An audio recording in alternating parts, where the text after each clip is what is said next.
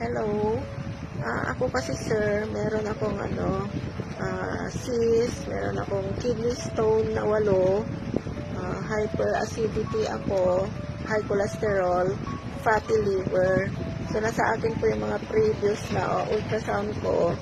And then, nagpa-ultrasound po ako ng February 3 after ako nakatake ng 4 na equalizer, 4 na box po na equalizer.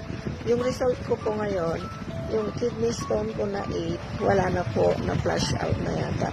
Tapos natunaw din po yung cyst ko sa talampakan ko. And then yung fatty liver ko po, yung result ko na po, moderate na. So, malaki yung pagbabago. Tapos yung uric acid ko po, from 469, bumaba na po siya.